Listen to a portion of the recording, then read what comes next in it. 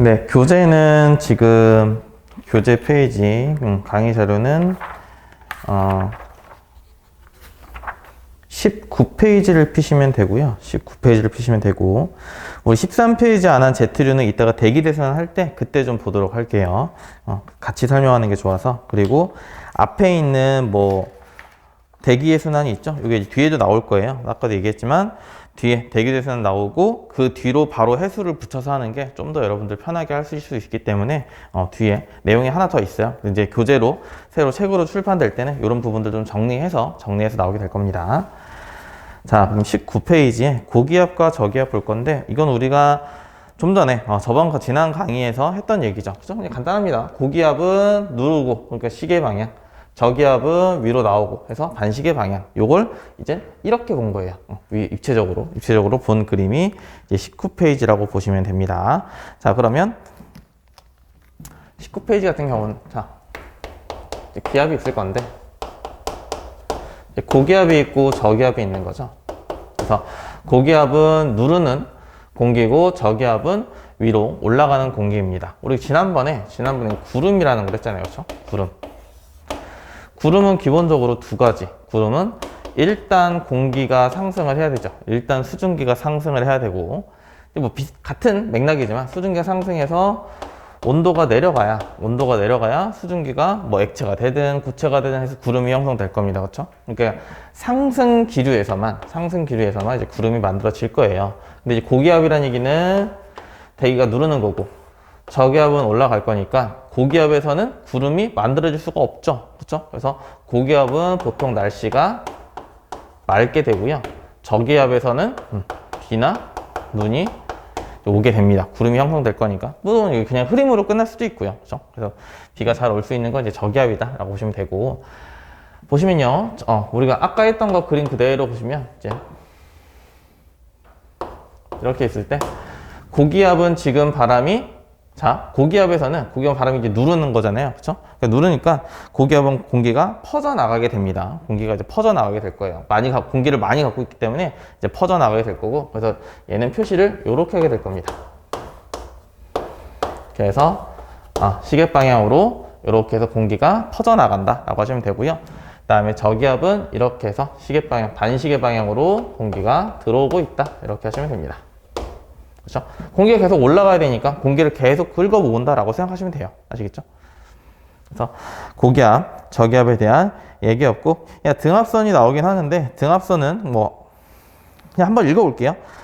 바람은 고기압에서 저기압으로 본다. 당연한 얘기죠. 고기압이 바람이 많은 곳이고 저기압이 바람이 적은 곳이니까 당연히 바람이 많은 쪽에서 공기가 많은 쪽에서 적은 쪽으로 갈 거고, 등압선이 간격이 좁을수록 바람이 강하다. 이거는 아까 기압 경도력에서 했죠. 기압 경도력은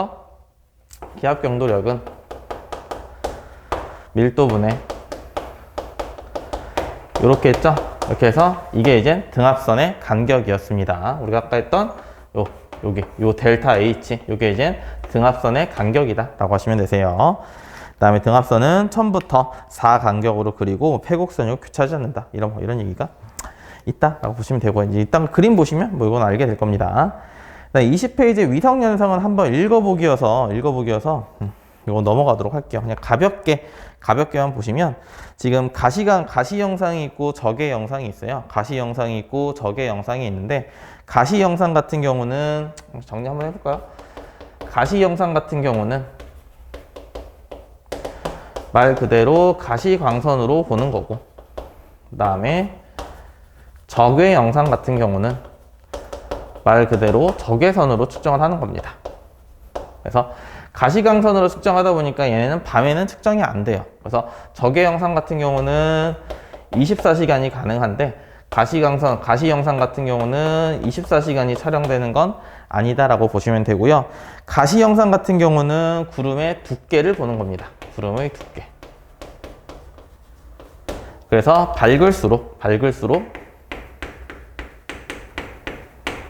구름이 두껍다라고 하시는 거고요.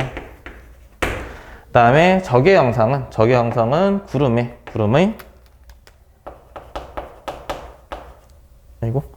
높이를 본다고 보시면 됩니다. 구름의 높이. 그럼 당연히 적외 영상도 높이가 높을수록, 밝을수록 높이가 높다라고 하시면 돼요. 밝을수록 구름의 높이가 높다. 이렇게 하시면 됩니다. 그래서 얘는 그냥 한번 읽어보세요. 이렇게 해서 구름을 측정하는구나. 사진으로 이렇게 보시면 됩니다. 자, 그 다음에 21페이지. 기단과 날씨인데, 여기가 좀 내용이 좀 많아요. 여기가 좀 내용이 많습니다. 그래서 우리나라에 영향을 미치는 기단 해서 이제 온대저기압, 열대저기압, 태풍까지 해서 나오게 될 겁니다.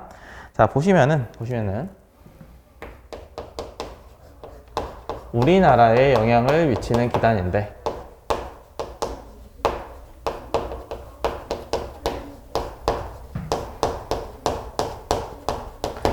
크게는 4가지 있다고 보시면 됩니다. 크게는 4가지가 있어서 대략적으로 그림을 좀 그리면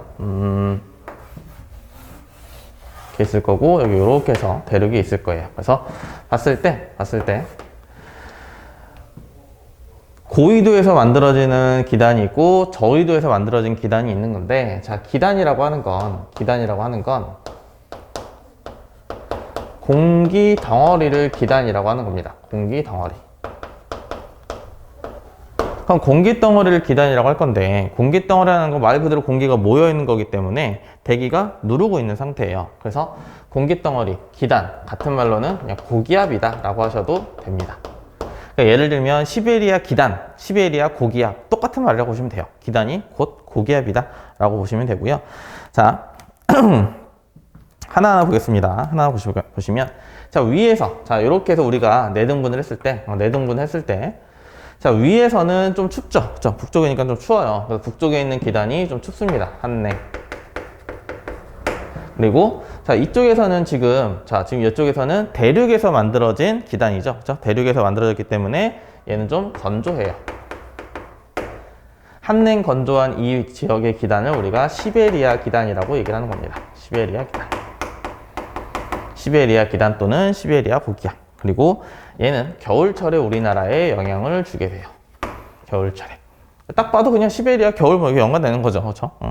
그다음에 오른편에는 그냥 같은 색으로 쓸게요. 오른편에는 당연히 북쪽에서 만들었으니까 이제 한랭인데 차가운데 바다에서 만들어졌기 때문에 건조는 아니고 습합니다. 됐죠? 그래서 여기는 이름이 오호츠크해 기단 이라고 보시면 되고요. 그리고 얘는 초여름에 우리나라에 영향을 주게 돼요. 됐죠? 여기까지. 다음에 그럼 요 밑에 지역은 위에 지역은 한랭이고 밑에 지역은 그럼 좀 따뜻하겠죠. 그렇죠? 그래서 기단 중에 여기 지금 고온 온도는 높고 바다에서 만들어졌으니까 다 습하겠죠. 여기를 우리가 북태평양 기단이라고 얘기를 합니다.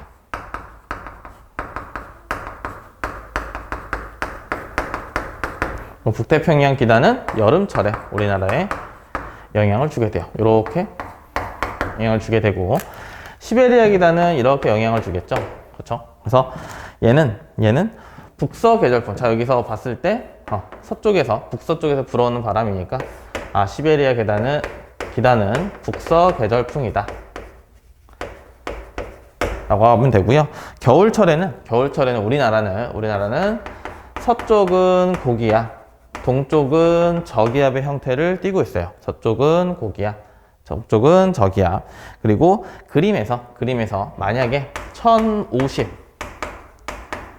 헥토파스칼 이상이 1050이라는 글씨가 나오면 이거는 겨울이다 라고 보시면 됩니다. 숫자가 만약에 나오는 문제가 나온다면.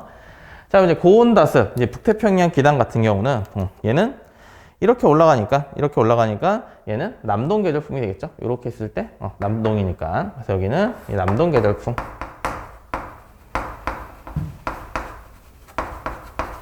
자, 남동 계절풍이고, 여름철에 우리나라는 남고 북서의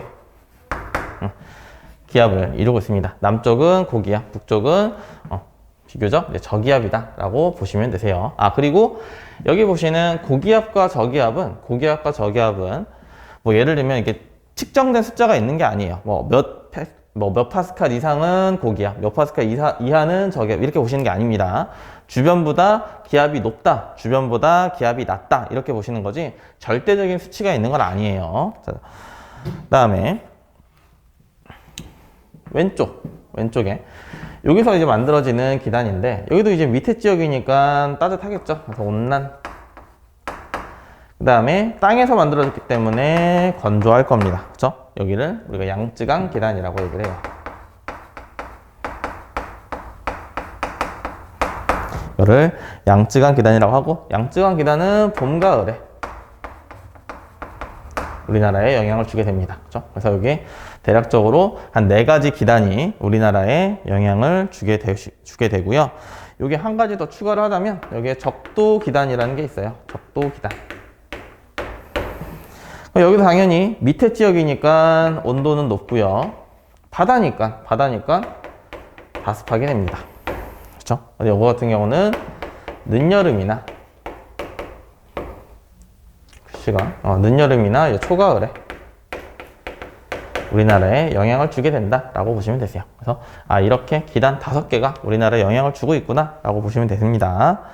자, 그다음에 지금 여름철과 그러니까 특징의 뚜렷한 계절, 우리나라의 특징의 뚜렷한 계절이 여름과 겨울이잖아요. 그렇죠? 여름과 겨울일 건데 물론 이런 의미는 아니지만 여러분들 좀 이해를 편하게 하기 위해서 정체성 고기압이 있고요. 그다음에 이동성 고기압이 있어요. 그러니까 정체성 기단, 이동성 기단이 되겠죠. 그래서 정체성 고기압에는 정체가 뚜렷한, 특징이 뚜렷한 여름과 겨울, 특징이 뚜렷한 북태평양 기단과 시베리아 기단이 있고 나머지는 다 이동성 고기압이다 라고 보시면 됩니다. 이동성 고기압이다. 그래서 여러분들 그냥 이 정도 정체성이 뭔지만 보시면 되세요. 그렇죠? 자, 그리고 우리가 이제 착각을 하지 말아야 되는 게 이쪽으로 생긴 예를 들어 시베리아 기단이 이만큼 있는데 이 시베리아 기단이 겨울철이 되면 이렇게 해서 우리나라에 오는 게 아닙니다. 이게 아니고 시베리아 기단이 이렇게 있어요. 근데 겨울철에는 이 기단의 세력이 이렇게 넓어지는 거예요. 그래서 이 시베리아 기단의 영향권 아래 우리나라가 들어오게 되는 겁니다. 이 공기덩어리가 이렇게 움직이는 게 아니에요. 아시겠죠?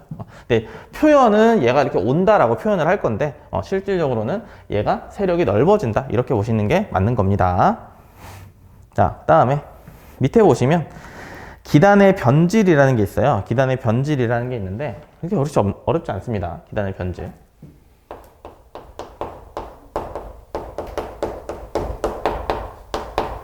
자,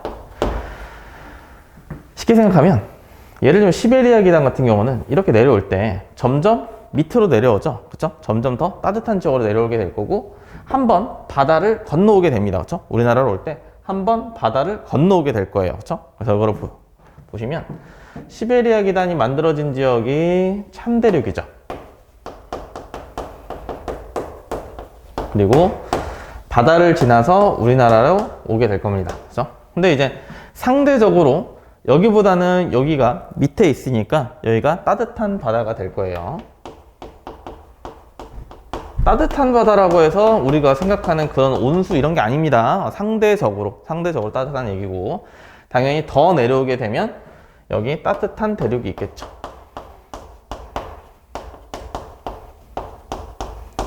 자, 찬대륙에 있는 이 공기덩어리는 한냉건조라고 했으니까 얘는 지금 한냉건조 말 그대로 차고 건조한 공기예요. 내가 이렇게 해서 지나올 거예요. 이렇게 해서 지나올 건데 간단히 조금만 생각해 보면 됩니다.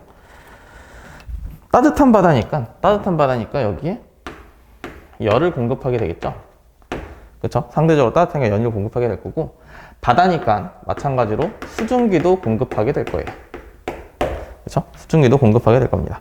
자, 그러면 열을 받고 수증기가 많아요. 그래서 얘는 고온, 다습한 성질로 바뀌게 될 거고 고온이니까 밀도가 작겠죠? 그렇죠? 온도가 높다는 얘기는 부피 팽창이니까 부피 팽창, 밀도 감소. 그러니까 얘가 상승하게 될 거고 공기가 상승하면 뭐였죠? 공기가 상승하면 구름이 만들어진다고 생각하시면 됩니다. 알겠죠? 공기가 상승하면 구름이 만들어진다. 공기가 상승하면 온도가 낮아질 거예요. 상승하다 보면. 그러면 여기 구름이 만들어져서 뭐 비나 눈이 온다 이렇게 하시면 되겠죠. 그렇죠?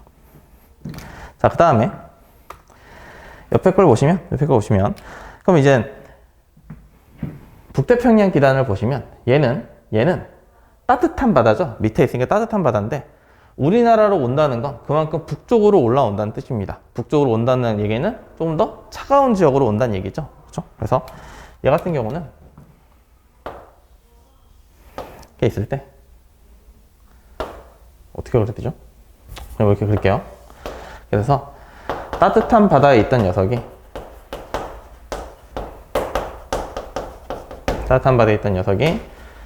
차가운 대륙으로 오게 될 건데 따뜻한 바다에 있어요. 얘가 지금 고온 다습한 형태입니다. 그렇죠?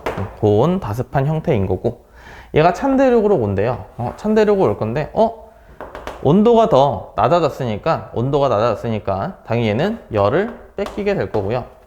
열을 뺏겼다는 얘기는 온도도 내려간다는 얘기예요. 그렇죠? 온도도 내려간다. 그리고 얘는 이미 수증기가 많은 상태죠. 바다에서 왔기 때문에 얘는 이미 수증기가 많은 상태예요. 그러면 이 기체는 이미 온도도 낮고 수증기도 충분히 있기 때문에 굳이 상승하지 않더라도 구름을 만들 수 있습니다. 그렇죠? 구름을 만들 수 있어요. 이걸 우리가 안개라고 부르는 거죠.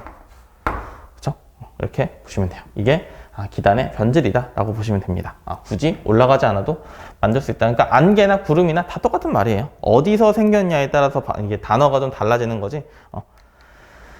뭐랄까요? 성분은 똑같다고 보시면 됩니다. 그 다음에 보시면 고기압과 날씨 이렇게 있는데 정체성 고기압, 이동성 고기압 뭐 날씨가 있는데 우리 한번 볼까요? 자, 정체성 고기압에서는 그 21페이지에 밑에 보시면 그 21페이지 위에 그림과 표가 지금 요 얘기라고 보시면 됩니다. 제가 지금 정리한 요 얘기라고 보시면 되고요. 21페이지에 보시면 고기압과 날씨 요건 한번 읽어보세요. 요거는 한번 여러분들 읽어보셔야 될 것 같고요. 우리 22페이지에 쭉 위에 보시면 가운데 그림이 있죠. 가운데 그림이 있을 때 오른쪽이 H, 왼쪽이 L이라고 써 있어요. 그렇죠? 오른쪽이 H라고 써 있긴 한데 이게 이제 그림마다 조금 달라요. 그래서 얘를 그림에 봤을 때 이쪽이 지금 고기압이 형성되어 있다는 뜻이거든요. 그래서 얘는 여름철이구나 이렇게 보시면 됩니다. 그러니까 남고 북조라고 해서 무조건 남쪽으로 막 극단적으로 이렇게 치우쳐져 있지는 않아요. 그림에서. 그래서 보셨을 때 우리나라를 중심으로 이렇게 십자가 그렸을 때 위치의 파악을 이렇게 하시면 됩니다. 그 다음에 22페이지 위에 그 오른쪽 그림은 왼쪽에 H가 있고 오른쪽에 L이 있죠. 왼쪽에 H가 있고 잔뜩 그림이 그려져 있고 오른편에 L이 있어요. 그래서 왼쪽 서쪽이 고, 오른쪽이 동쪽이 저 해서 이거 좀 겨울철이구나 이렇게 보시면 됩니다. 그래서 그림에 따라 이 그림에 따라 우리가 날씨를 구분할 수 있구나 이렇게 보시면 될 것 같고요. 자, 이제 온대 저기압 보겠습니다. 온대 저기압을 조금 많이 어려워하시더라고요. 온대 저기압을 좀 어려워하셔서 이 부분은 좀 천천히 좀 보도록 하겠습니다. 지우고 볼게요.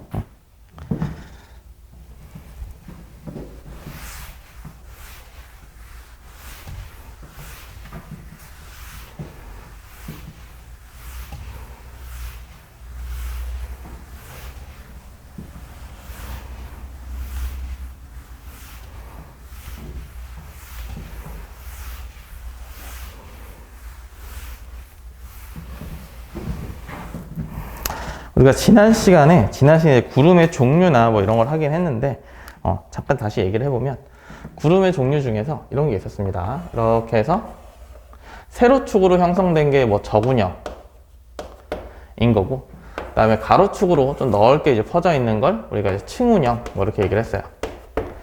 그래서 요 저군형 같은 경우는 소나기가 내릴 수 있고 층운형 같은 경우는 이슬비 정도가 내릴 수 있다. 이렇게 얘기를 했었습니다. 지난주에. 자, 그럼 이제 전선이라는 걸 볼 건데, 전선. 자, 전선이라는 건 기단과 기단 사이의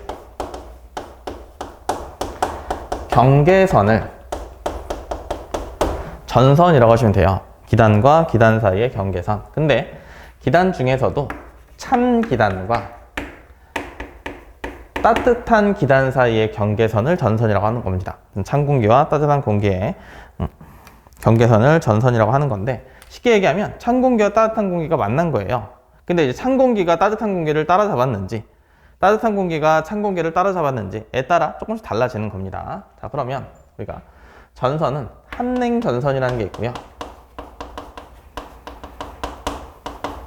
그 다음에 온난 전선이라는 게 있어요. 한냉 전선은 뭐냐면 찬 공기가 이렇게 대륙에 있을 때 찬 공기가 더운 공기를 이렇게 덮친 겁니다. 찬 공기가 이렇게 해서, 그림을 어떻게 그려야 될까요? 그러니까 이런 식으로 해서, 이런 식으로 해서 여기 부분, 오른편 부분이 지금 따뜻한 공기라고 보시면 되세요. 오른쪽 부분이 따뜻한 공기고, 왼쪽에 있는 찬 공기가 오른쪽에 있는 따뜻한 공기들을 덮쳤다라고 보시면 됩니다. 근데 찬 공기가 무겁기 때문에, 무겁고 빠르기 때문에 얘가 이렇게 해서 안쪽으로 좀 파고들려고 하는 성질이 있어요. 파고들려고 하는 성질이 있고, 그럼 여기 있던 따뜻한 공기들은 온도가 낮았으니까 이제 구름을 형성하겠죠. 그쵸? 그리고 얘의 진행 방향은 이렇게 될 겁니다. 그래서 한냉전선은 이런 식으로 표시를 하게 될 거예요. 그리고 구름은 요 전선 뒤에 생기죠. 그쵸? 구름은 요 전선 뒤에 이렇게 생기게 됩니다. 그러니까 구름이 생긴다는 건 다시 얘기하면 전선 뒤에서 눈이나 비가 온다라는 뜻이에요. 아시겠죠? 그다음에 이제 온난전선은 뭐냐면, 온난전선은 따뜻한 공기가 찬 공기를 만난 겁니다. 따뜻한 공기가 찬 공기를 만나는 건데, 따뜻한 공기가 찬 공기를 만나서 얘가 이런 식으로 돼요.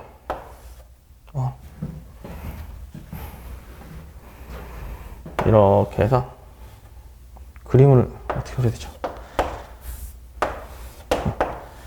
이런 식으로 해서 얘가 교재 그림을 보시는 게 낫겠죠, 그렇죠? 교재 그림을 보시면 여기 이렇게 해서 따뜻한 공기가 지금 현재 찬 공기를 타고 올라가는 거다라고 보시면 됩니다. 왜냐면 따뜻한 공기가 밀도가 작기 때문에 찬 공기와 만나도 찬 공기를 이렇게 해서 타고 올라가게 돼요. 그러면 따뜻한 공기는 찬 공기랑 만나서 마찬가지로 온도가 또 내려가기 때문에 구름을 형성할 거고, 얘는 구름을 이렇게 넓게 형성을 하게 됩니다. 아시겠죠? 그래서 보시면 22페이지 그림으로 보시는 게 좋으세요. 25페이지에 맨 밑에 보시면 표 안에 한냉전선과 온난전선 이렇게 써 있죠. 그렇죠? 요게 요 얘기를 하는 겁니다. 그래서 지금 한냉전선 같은 경우는 구름이 이렇게 해서 모여서 생겨 있는 거고, 온난전선 같은 경우는 구름이 이렇게 널찍이 퍼져 있다라고 얘기를 해서, 보통은 한냉전선은 정난운이 생긴다고 얘기를 하고요. 그 다음에 온난전선은 난충운이 생긴다고 얘기를 하긴 합니다. 그래서 난충운 또는 이제 충운형, 같은 얘기니까요. 그 다음에 정난운 또는 적운형, 뭐라고 해도 상관은 없어요. 어차피 우리가 이거 소나기 내릴 거고 이거 이슬비 내릴 거구나 라는 건 알고 있기 때문에, 구름의 이름 정도, 이건 뭐 그냥 우리가 어떤 구름이 대략적으로 생기는지만 아시면 됩니다. 어떤 비가 내리는지 아시면 돼요. 그 다음에 얘는 보시면 온난전선 같은 경우는 이렇게 생겨서 전선 앞부분에 구름이 생기죠. 그렇죠? 전선 앞부분에 구름이 생기게 됩니다. 그래서 얘도 마찬가지로 써보면, 한냉전선 같은 경우는 전선 뒤에 구름이 생기게 되고, 온난전선 같은 경우는 전선 앞에 구름이 형성하게 된다라고 보시면 되세요. 그리고 경사를 봤을 때 한냉전선은 좀 이제 급한 거고, 온난전선은 다소 완만하다 라는 게 특징으로 보시면 됩니다. 그리고 어차피 이게 소나기고 이슬비니까, 이거 소나기는 쓸까요? 소나기는 이제 좁은 지역에서 많이 내리는 거고, 이슬비는 넓은 지역에 보슬보슬 내리는 거죠. 알고 있는 건데 그냥 한번 다시 적어봤어요. 그쵸? 자, 그러면 한냉전선 같은 경우는 이렇게 볼게요. 내가 지금 여기 서 있다면 한냉전선이 지나가게 되면 나는 원래는 따뜻한 공기였는데 전선이 지나가고 나면 찬 공기가 나한테 들어오겠죠? 찬 공기가 이렇게 될 거잖아요. 그렇죠? 찬 공기가 들어오게 되면 기온은 내려가겠죠? 전선이 통과하고 난 후는 전선이 통과하고 났을 때는 찬 공기가 나한테 올 거니까 기온이 내려가게 될 거고요. 그 다음에 기압은 상승하겠죠. 그렇죠? 찬 공기는 무거운 공기니까 가라앉잖아요. 그러니까 나는 기압이 좀 높아졌다라고 얘기할 수 있는 거고요. 마찬가지로 여기 서 있던 친구가 온난 전선이 지나가게 되면 나는 상대적으로 따뜻한 공기가 나한테 오겠죠. 그렇죠? 그러니까 따뜻한 공기 오니까 기온이 높아졌고 따뜻한 공기니까 부피 팽창. 그래서 기압은 낮아지게 될 겁니다. 그래서 전선이 통과했을 때 어떠한 현상이 일어나냐를 보는 게 지금 22페이지의 전선이라고 보시면 되세요. 그 다음에 폐색 전선은 뭐냐면, 폐색 전선은 전선들끼리 만난 거예요. 지금 전선이 만나는 온대 저기압을 하고 하는 게 좀 낫긴 한데, 결국에 여기서 이겁니다. 이 찬 공기가 이 따뜻한 공기, 지금 얘가 이제 한 세트가 된 거예요. 이렇게 볼까요? 자, 이렇게 해서 한냉 전선이 이렇게 있고 여기에 온난 전선이 이렇게 있을 때 지금 이 친구가 한냉 전선이 온난 전선을 따라잡은 겁니다. 그리고 물론 중간 과정이 있긴 있지만 결과적으로 얘네가 이제 결국에 소멸하게 돼요. 그 소멸하는 단계에서의 전선을 이제 폐색 전선이라고 얘기를 하는 겁니다. 그래서 얘를 보시면요, 온난형 폐색 전선이 있고 그다음에 한냉형 폐색 전선이 있대요. 자, 보시면 폐색 전선이 있고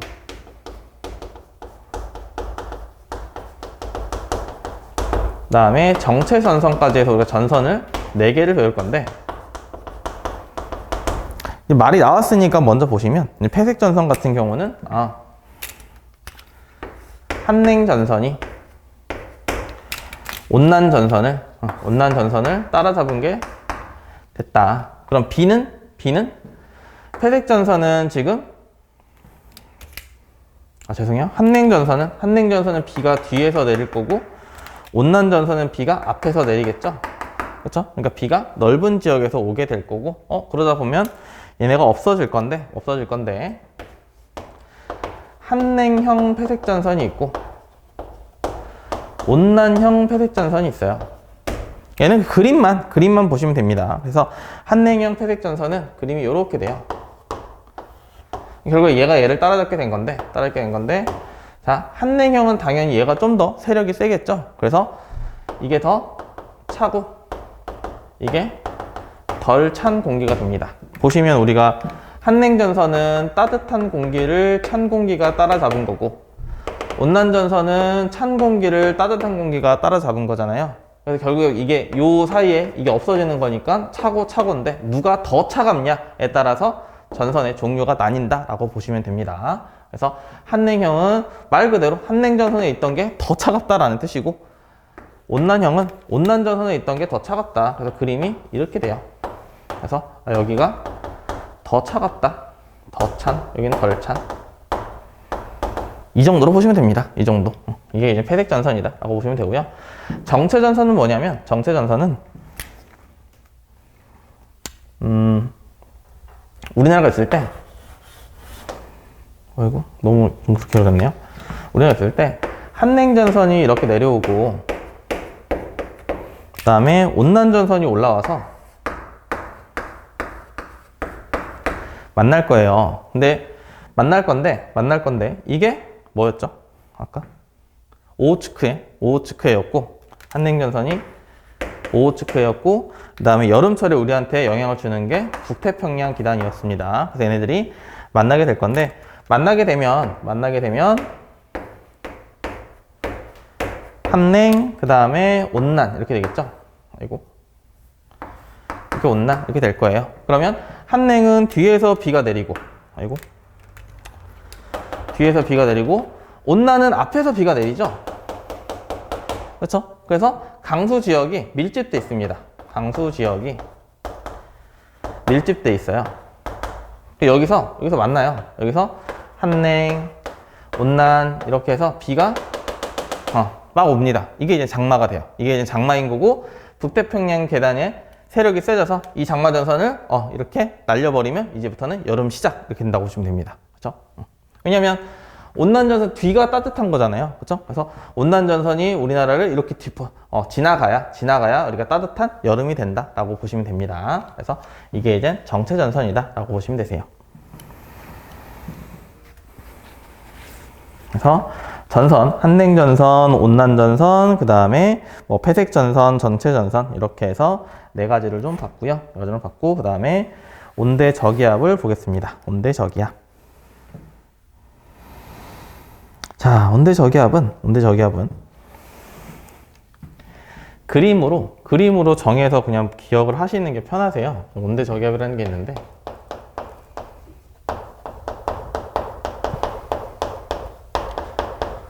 온대 저기압은 여러분들이 형성 과정보다는 이 온대 저기압이 지나가면서 어느 지역에 있던 사람이 어떻게 바람을 느꼈는지, 시계 방향으로 바람이 부는 걸 느꼈는지, 반시계로 느꼈는지, 추워졌는지 더워졌는지, 이게 좀 더 중요하지 형성 과정이 막 중요하진 않습니다. 그래서 이거 같은 경우는 형성 과정은 지금 발생과 소멸해서 형성 과정은 지금 23페이지에 위에 부분에 나와 있어요. 그래서 얘를 가볍게 얘기를 하자면 얘네들이 만난 다음에 정체전선을 하기 좀 그렇지만 한냉전선과 온난전선이 만난 다음에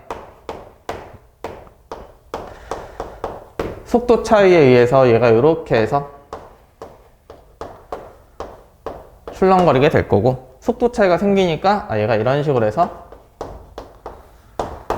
온난전선과 한냉전선이 이런 식으로 불리게 됐다. 그래서 여기에 저기압이 생겨서 우리가 이거를 온대 저기압이라고 하자라고 하는 겁니다. 온대 저기압이라고 하자. 그래서 온대 저기압은 한냉전선과 온난전선을 끌고 다닌다, 이 얘기예요. 그래서 여러분이 형성 과정은 한번 그림 보시면 되는데 그렇게 중요하진 않습니다. 여러분들 그냥 한번 읽어보시고요. 온대 저기압은 모양이 이렇게 생겼구나 라는 겁니다. 그래서 계속 이 그림을 그릴 거예요. 계속 이렇게 해서 이 그림을 그릴 겁니다. 이렇게 해서. 그래서 여기에 원래 L이 있는 건데 잘 안 써요. 이걸 잘 안 쓰는데 우리는 이렇게만 그림이 있어도 이거 온대 저기압이나 보는 거고요. 기온을 써보면 온대 저기압이니까 오른편, 온난 전선의 오른편은 지금 찬 공기고, 가운데는 따뜻한 공기고, 여기는 또 찬 공기가 되겠죠. 한냉 전선이니까 이렇게 될 거고요. 자, 그 다음에 뭐 구름, 강수 지역이 있는데, 온난 전선은 구름이 넓게 생긴 거고, 그렇죠? 넓게 생겨서 이슬비가 내리는 거고, 한냉 전선은 전선의 뒤쪽에서 좁은 지역에서 이렇게 생기게 될 겁니다. 그렇죠? 좁은 지역에서. 그리고 저기압이기 때문에 저기압. 우리가 아까 얘기했죠? 저기압일 때는 바람이 이렇게 불죠. 그렇죠? 바람이 이렇게 해서 이렇게 해서 반시계 방향으로 돌아오게 될 겁니다. 그래서 반시계 방향으로 바람을 좀 표시할 필요가 있는데, 반시계 방향 바람이 어떻게 부냐면 이렇게 이런 식으로 해서 바람이 불게 돼요. 그래서 여러분들은 온난 저기압을 온대 저기압을 그림을 표시를 할 때 이렇게 있고, 한냉, 온난, 그 다음에 이런 식으로 해서 바람이 생긴구나 해서 이걸 아예 사진처럼 기억을 해두는 게 문제 푸실 때 조금 더 좋습니다. 이거 사진처럼 기억하는 게 조금 더 좋으세요.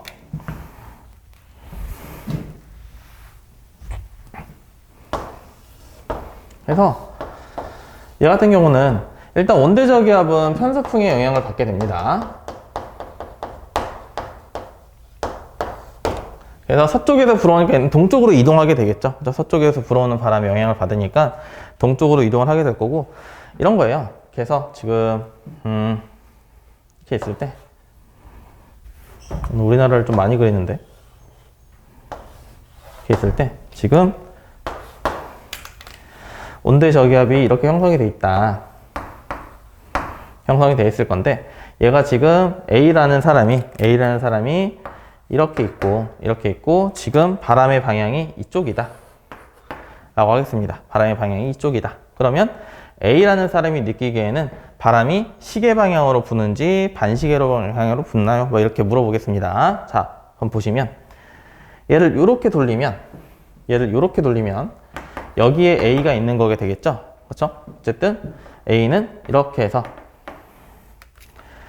온난전선의 오른편도 지날 거고 둘 사이도 지날 거고 한냉전선의 뒤편도 지나가게 되겠죠. 그래서 얘가 이렇게 지나갈 건데 잘 보세요.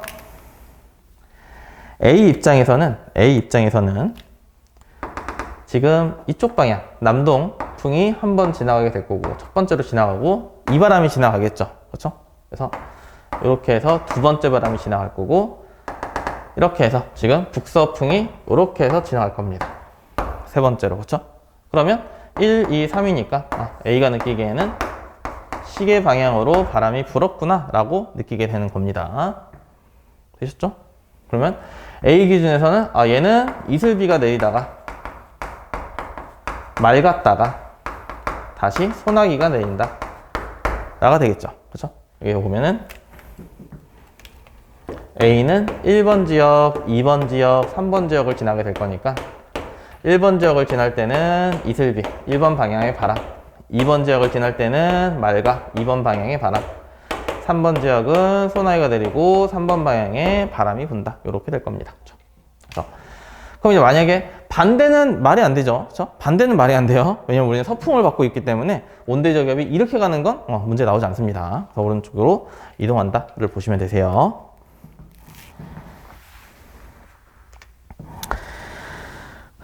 그리고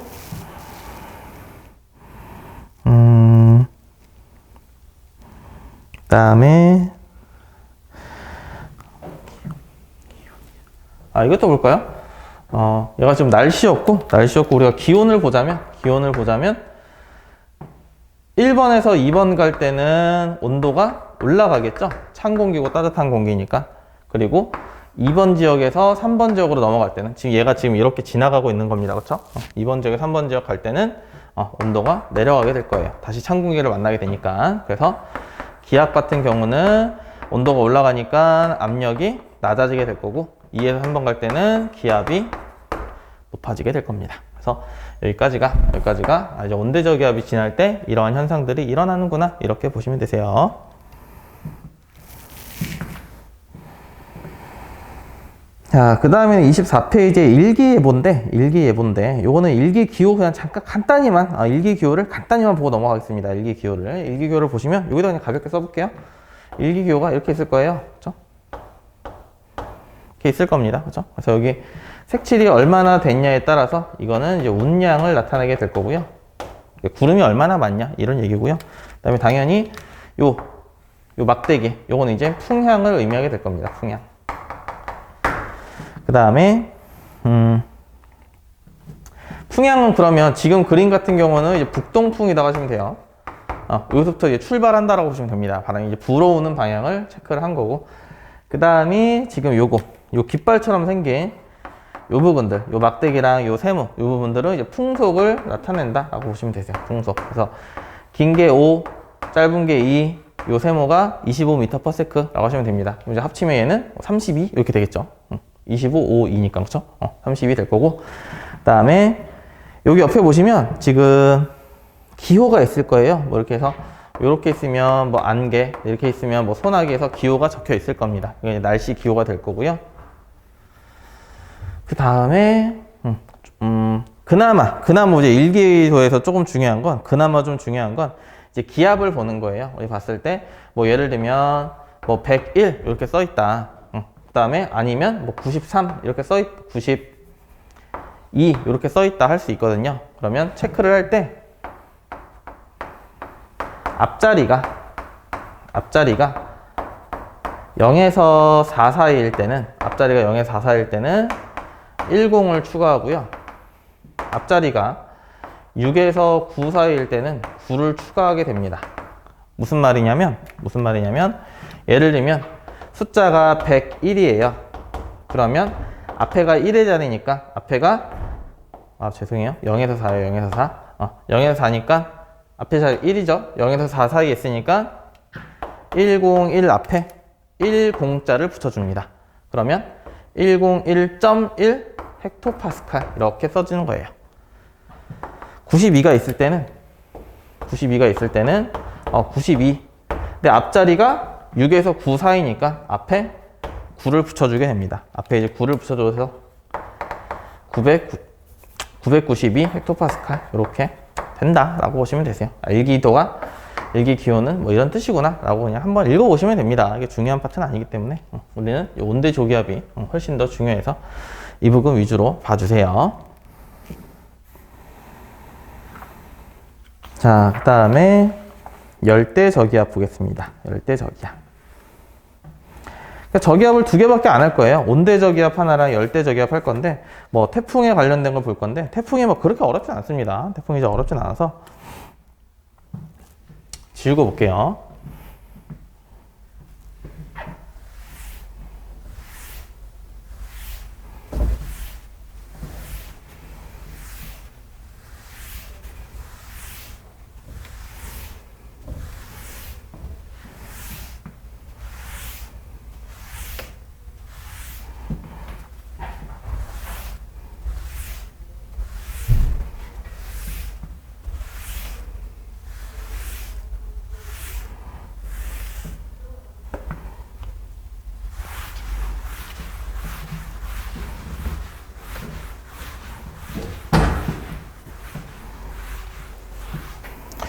자, 25페이지에 열대 저기압이 있는데, 25페이지에 열대 저기압이 있고, 이제 막 글들이 좀 이렇게 써 있는데, 그렇게 뭐 어렵지 않습니다. 얘는 이제 함축적으로는 25페이지에 제일 밑에 있는 그림 정도 해석할 줄 아시면 되세요. 25페이지에 제일 밑에 있는 왼쪽 그림이랑 26페이지에 위에 있는 오른쪽 그래프, 그 두 개만 해석할 줄 알면 열대 저기압은 그렇게 어렵지 않습니다.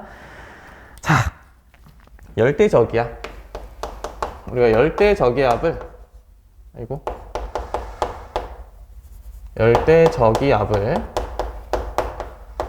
태풍이라고 하는 거고요. 열대 저기압을 태풍이라고 하는 거고, 이제 가볍게 특징 정도만 얘기를 하면요. 특징 정도만. 위도 5에서 25도 사이에서 발생을 하게 됩니다. 위도 5도에서 25도 사이에 발생을 하게 되고, 원인은 이제 수증기의 잠열이라는 게 있어요. 수증기의 잠열에 의해서. 잠열이라는 건 상태 변화로 인해서 발생하는 열, 뭐 이렇게 하는 건데, 수증기의 잠열, 이 단어 정도 보시면 됩니다. 그 다음에 무역풍과 편서풍의 영향을 받아요. 근데 정확히 무역풍이 어떤 방향, 편서풍이 어떤 방향인지는 이따가 대기 대선을 하면서 자세히 볼 거기 때문에 지금은 간단하게 보시면, 그래서 30도, 60도, 90도가 있을 때 이렇게 부는 바람, 30도에서 60도 사이에 이렇게 부는 바람을 우리가 편서풍이라고 하는 거고, 요렇게 0에서 30도 사이에 지금 왼쪽 밑으로 지금 북동이죠. 북동풍을 우리가 무역풍이라고 하는 겁니다. 이 태풍을 설명하기 위해 이제 간단하게만 얘기했어요. 이제 좀 자세하게 이따가 다시 얘기하겠습니다. 무역풍과 편서풍의 영향을 받게 되고요. 얘는 우리가 아까 온대저기압 같은 경우는 한랜전선도 갖고 있고 온난전선도 갖고 있었잖아요. 그렇죠? 근데 이제 열대저기압은 전선을 가지고 있지는 않아요. 전선을 동반하지는 않습니다. 라고 보시면 되고요. 자, 그럼 태풍의 특징인데, 그러니까 우리가 그 그림을 봤을 때 얘가 태풍인지 아닌지를 보려면 수온 27도 이상. 그 다음에 기압은 965 헥토파스칼 이하. 그리고 풍속이 17m/s 이상. 이렇게 있으면 얘는 지금 태풍을 의미하고 있는 거구나, 열대 저기압을 의미하고 있는 거구나 라고 보시면 됩니다. 되셨죠? 그러면 저기압이니까 얘가 지금 태풍이 이렇게 해서 바람이 올라가는 형태가 될 거예요. 그렇죠? 바람이 이렇게 올라가는 형태가 될 거고, 얘가 이렇게 돌면서 올라가겠죠. 그쵸? 바람이 이렇게 가니까 얘가 지금 이런 식으로 바람이 들어오면서 이렇게 올라갈 겁니다. 그쵸? 그러면 위에 부분에서는 바람이 다시 빠져나가야 되죠. 그쵸? 위에 부분에서는 그렇잖아요. 바람이 밑에서부터 계속 들어오니까 계속 바람이 들어오려면 위에서부터는 어느 정도는 밖으로 빼줘야 돼요. 그래서 밖으로는 이렇게 빼주고 있습니다. 밑에서는 반시계 방향으로 계속 들어오고 있고, 위에서는 이제 쭉 시계 방향으로 빼주고 있어요. 자, 그리고 태풍이 이렇게 있을 때 가운데 중심부의 지역에서는 약한 하강 기류가 생겨요. 기압 차이에 의해서 약한 하강 기류가 생기게 됩니다. 자, 약한 하강 기류가 생기니까 하강 기류. 그러면 이제 구름이 없는 거죠. 구름이 생성되지 않고 우리가 이런 지역을 태풍의 눈이라고 하는 거예요. 태풍의 눈은 맑다라고 보통 얘기를 하죠. 그렇죠? 태풍의 눈은 맑다라고 하면 보시면 됩니다. 그리고 여기는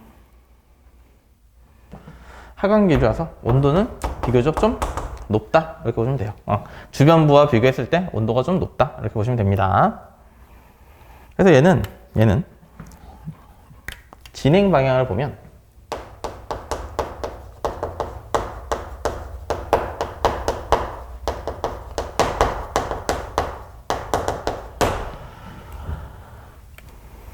보시면 공기가 이렇게 타고 올라갈 때 안쪽은 이렇게 해서 살짝 내려오는 대기가 있다 이렇게 보시면 되세요. 그래서 여기는 좀 맑다 이렇게 보시면 됩니다.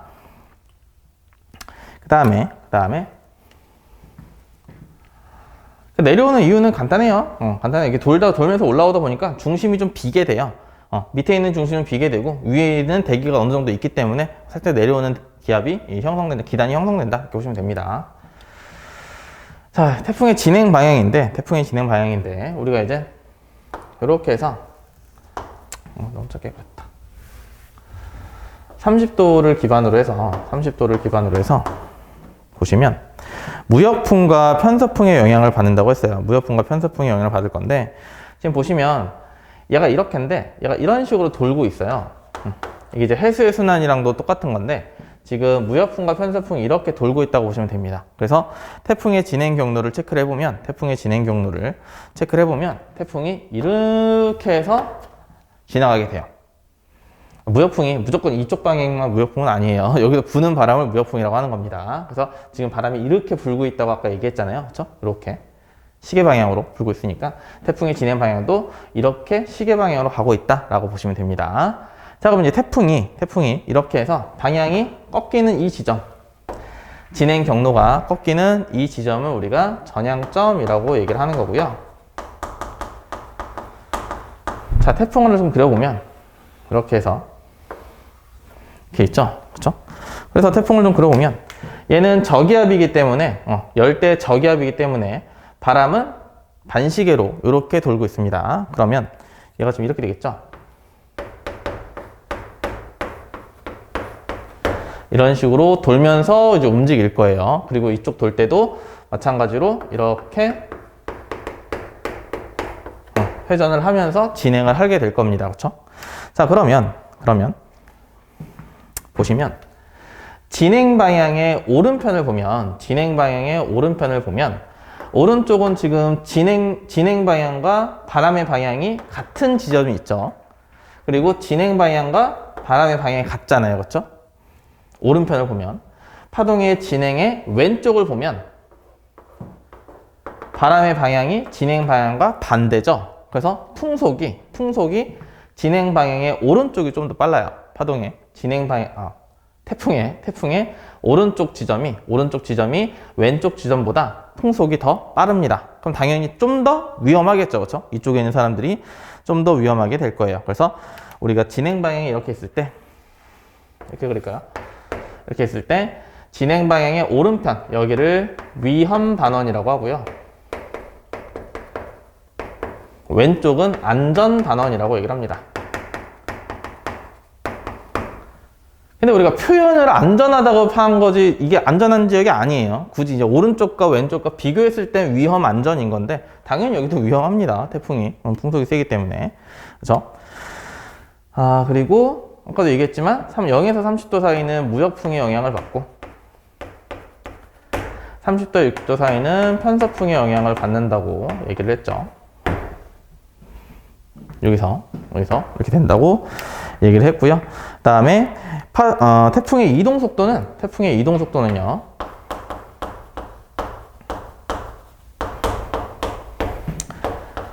위험 반원의 속도에서 안전 반원의 속도를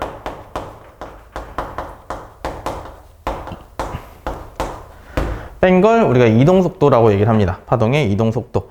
근데 우리가 이제 착각을 하는 게 이동 속도가 빠르면 태풍이 강하다 이렇게 얘기를 해요. 이동 속도가 빠르면 태풍이 강하다 얘기하는데 이동 속도와 태풍의 어떤 세력과는 관계가 없습니다. 이동 속도와 태풍의 세력과는 관계가 없어요. 그렇게 보는 게 아니고 태풍이 강하다라고 하는 건 수증기를 얼마나 갖고 있냐 이렇게 보시는 겁니다. 태풍이 그럼 가만히 있다고 이게 세력이 약한 건 아니잖아요. 그렇죠? 그러니까 지금 이동 속도와 태풍의 이동 속도와 태풍의 세력은 무관입니다. 그러니까 비례 정확히 이렇게 얘기할 수는 없어요. 그럼 이제 태풍의 세력은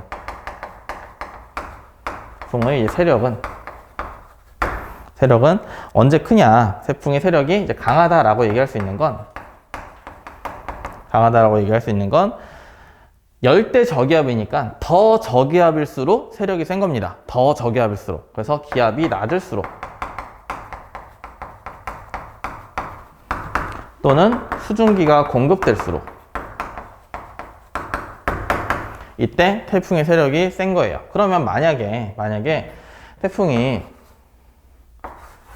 여기서 이제 생겨가지고 우리나라로 이제 오게 될 때 얘는 세력이 세지다가 우리나라로 진입하는 순간부터는 태풍의 세력이 계속 약해지는 겁니다.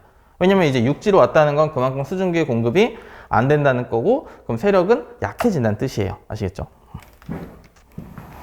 그럼 당연히 이제 바다를 지나올 때는 세력이 강해질 수도 있겠죠. 이거는 대신에 우리나라에서 오게 되면 세력은 약해진다 라고 보시면 되고요.